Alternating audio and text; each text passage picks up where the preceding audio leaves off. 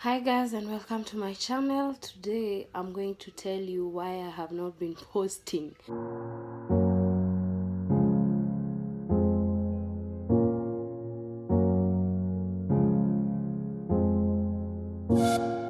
It's a miracle that I can smile. I didn't think I would be happy again, but yeah, I'm back. And today I'm going to tell you why I have not been posting. Many of you have been asking me why I have not been posting. Where is the new video? What happened to Vlogmas? You're about to find out. My life has been the absolute ghetto for the last 2 weeks. So here's what happened. I arrived in Nairobi on the 5th of December. As I record this, it's currently 20th. It's actually been 14, a good 14 days of suffering.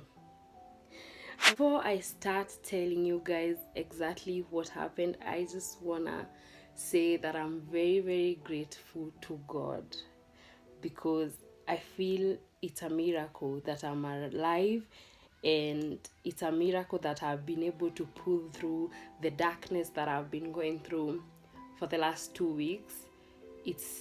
I don't want to take it for granted. Just thank you, God. I was actually telling someone about the things that I've been going through, and he was like, you walk with angels, and that could not be more true. So yeah, so I arrived on the 5th of December.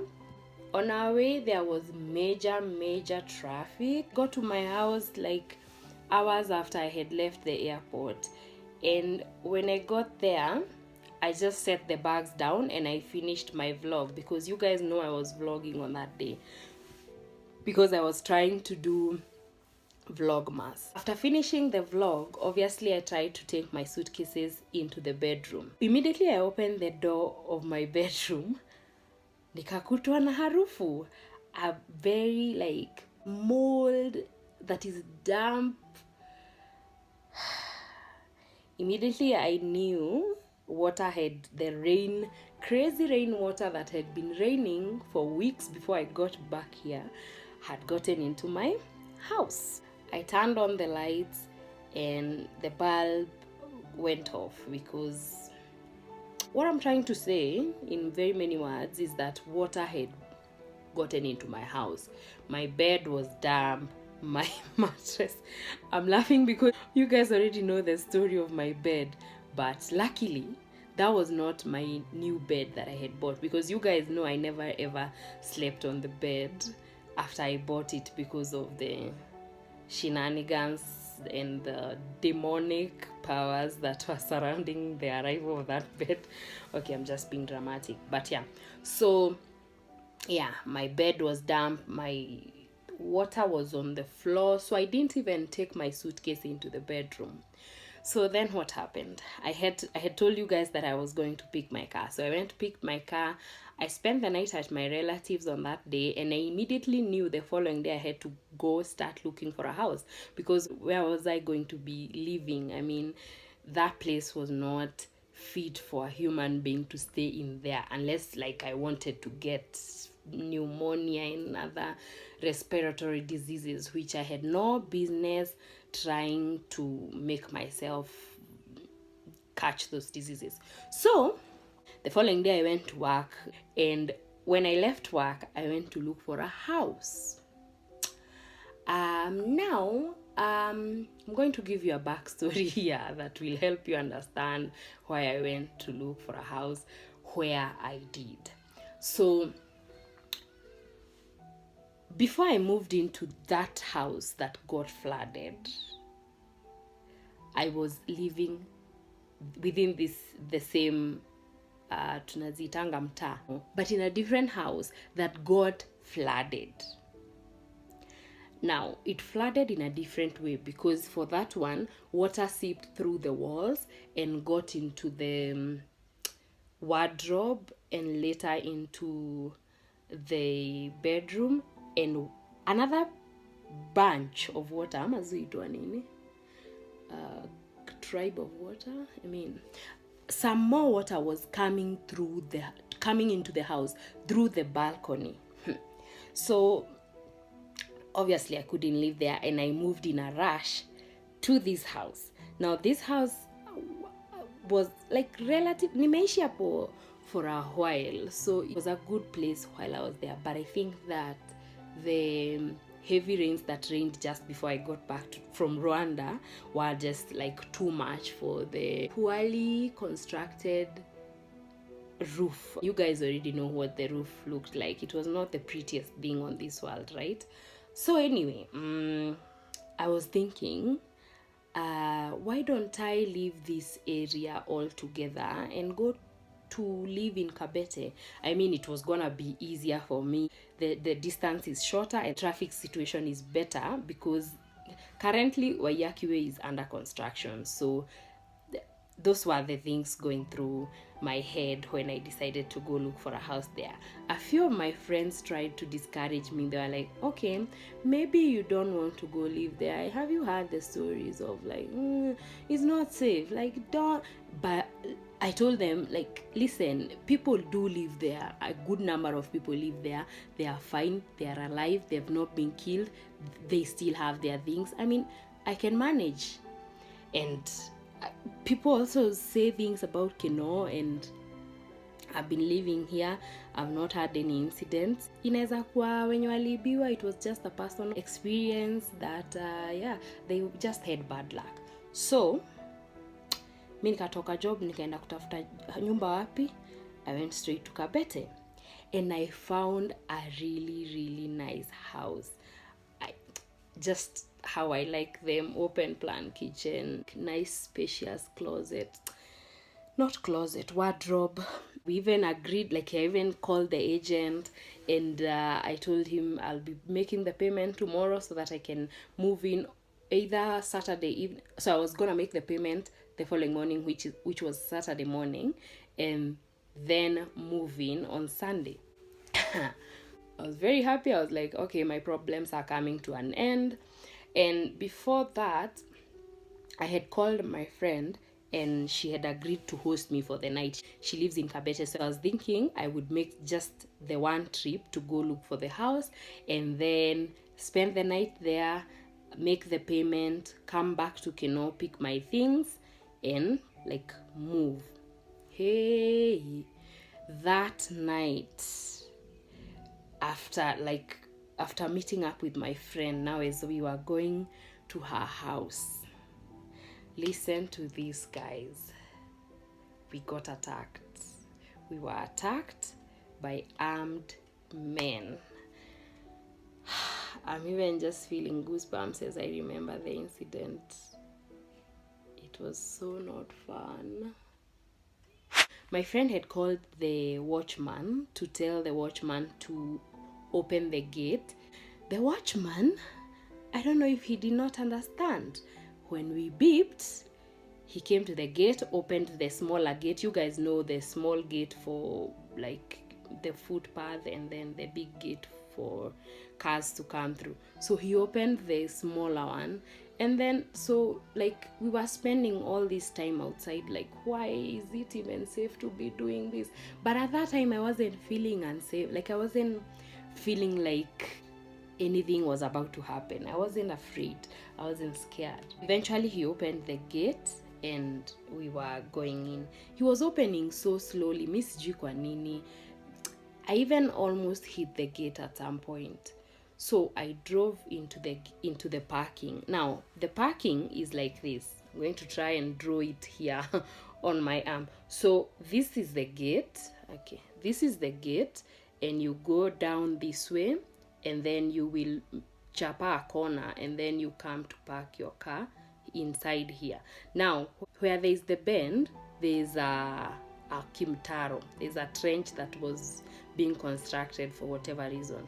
So like you have to be very careful as you come this way, so that you park your car here. And there were already many cars parked here, but I'm getting ahead of myself here. So he opened the gate, we got into the gate. As we were approaching the bend, we saw the watchman run ahead of us.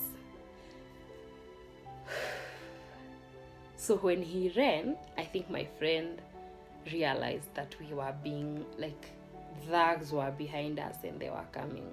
So I think she turned and she saw them, but I didn't turn, and I don't know why I didn't check my mirrors to see them. But not long after the watchman had run past the car, we saw these men starting to surround the car. There were not many. I think there were 4 or 3. I'm not sure. I can't remember. I did not look at them like to see clearly what was going on outside, because you can imagine the like shock, and like just your head kind of goes crazy. My initial response to this thing was to drive off, because I figured maybe where the watchman has ran to, there's like an escape route, like we can go and drive back to the main road. I tried to drive off, but as you would expect, I couldn't, because ahead of me was the parking where other cars had been parked. So I mean, where was I gonna go? And I don't know why I didn't think about reversing. I was in a very confused state. So anyway, as you would expect, when I got into the parking, I just came to a stop, because where was I gonna go? And I actually hit somebody's car. So they got to us. They were knocking on the passenger side and on the driver's side. Luckily, the auto lock had taken effect, so at that time the doors were locked. I was not even trying to resist, but listen guys, they held like guns, pointing them towards us, and I was like, okay, mi sasa nikitoka kwa hii gari, I'm gonna get shot, and even if I remain in this car, I'm gonna get shot. So I think I'm dying today, Lord, I'm sorry, just accept my soul. Like praying, we were like shouting, God please save us. It felt like an hour, I swear. So I was hooting non-stop.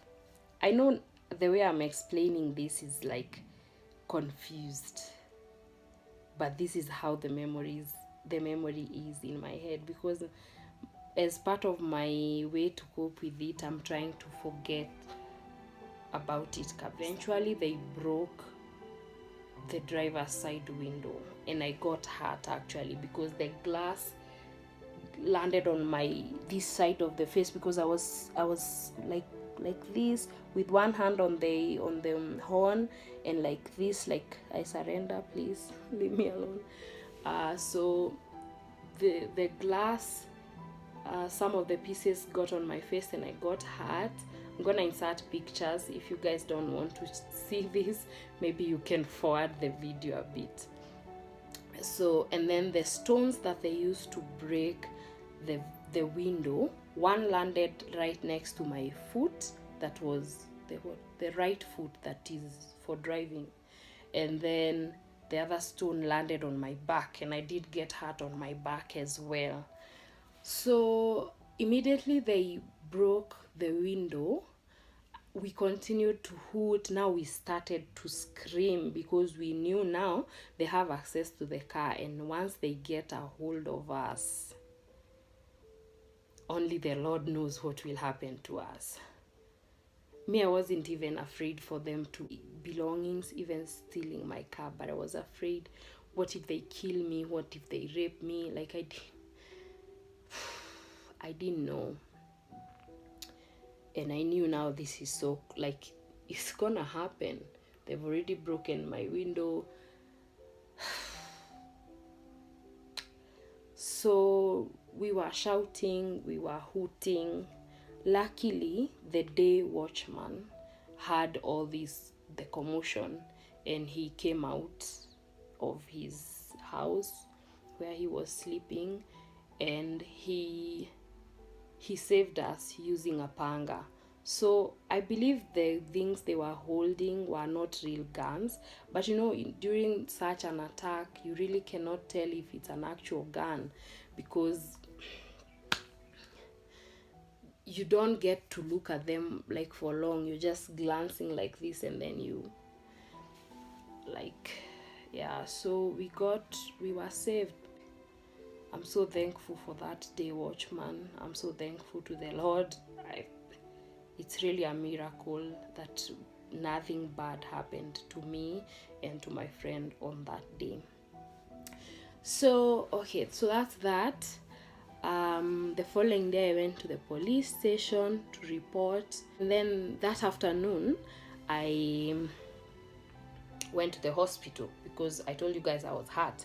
So I got treatment for my wounds, and yeah, the incident gave me like major anxiety. I did not, even up to now, I don't want to be outside during the night.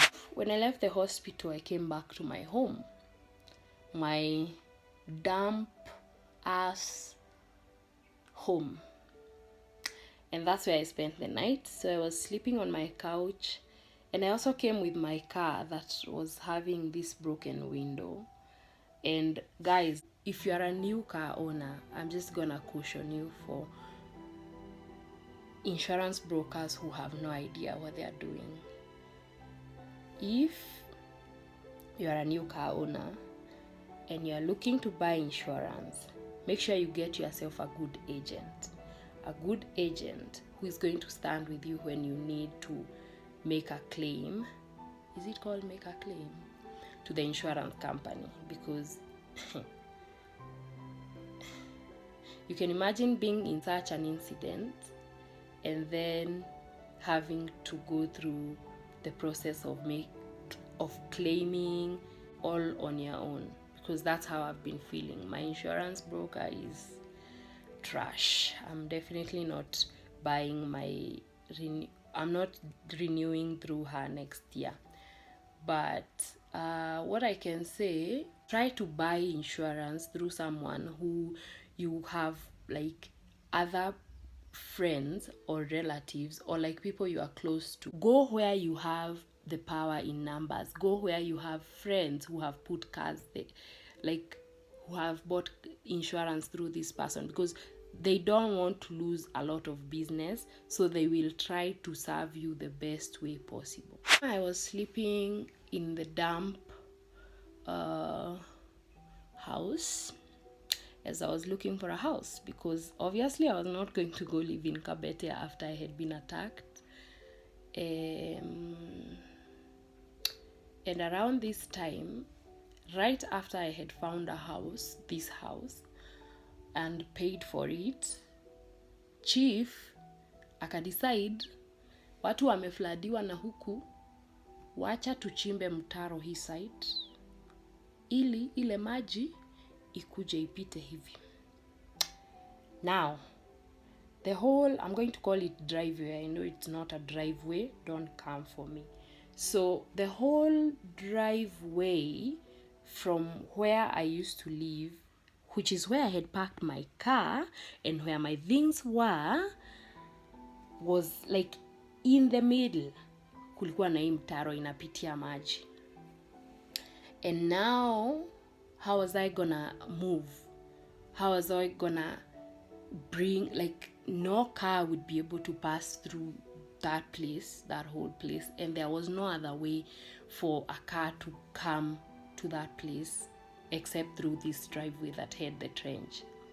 So now I spent all this money to pay people to carry my things across this whole place kwenye kulikuwa na mtaro, to bring them to where it was possible to park the bus, the car, the vehicle that was going to carry my things. And I was actually able to move, though in a very expensive way, but I moved. Now the challenge that was left was my car. Remember, my car has a broken window. So as I'm sleeping in this new house, I was like wondering, like, what's happening to my car right now? Is it okay? Is somebody trying to like get in? Because honestly, if the driver's window is broken, like, what kind of security do you have? You can try to lock the steering, but I mean, that's all you can do. So now 2 days, 3 days pass, the trench is still there. So by the next weekend, I was feeling very desperate, and I was feeling like this car cannot stay here because I don't have peace of mind. I'm not able to sleep at night. Every evening I had to go check on my car, and I was like, enough is enough, I have to go get the car. But the mtaro was still there. What was I gonna do? So luckily I have this friend who came through for me. Oh my god, thank you so much. I already told you thank you.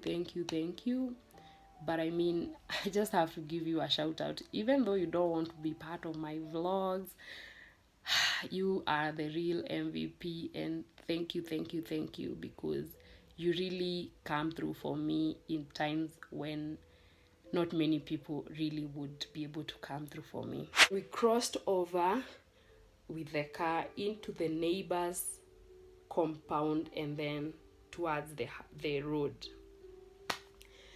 So then what was left? To fix my window. So I'm gonna save you the trouble of listening to me anymore, because this video is already very long. My window is now fixed, but I'm still dealing with like anxiety here and there, because I mean the trauma is still with me, but I'm gonna get better. My back has healed, face is all good, so I'm gonna be back to making videos now. If you've watched this whole video, thank you so much. You are the real deal. If you are new to my channel, please subscribe, because why not? I wish you guys a Merry Christmas and have a happy ending of the year. But I'm sure I'll be posting another video before the year ends. Maybe before I go, I could just say, if you are ever feeling like you're going through a lot and you feel alone and you happen to come across this video, you can talk to me. You really can talk to me. Please just inbox me on my Instagram or on my Twitter, and I will call you so that we can talk, or we can just text, just whatever you want, honestly, because I have been going through a lot, and I know the few people who have been there for me, that have been able to talk to, have been the ones that have helped me to get through it and are still continuing to help me get through it. So if you ever feel like you have no one to talk to, I'd like to be there for you. So message me and we can talk. I'm gonna stop rambling now. So this is the end of the video. If you've watched it all, like I said, thank you. Definitely like and comment down below, and don't forget to subscribe before you leave if this is the first video you are watching on this channel. Bye guys, I'll see you in the next one. Hopefully it's going to be a happier video.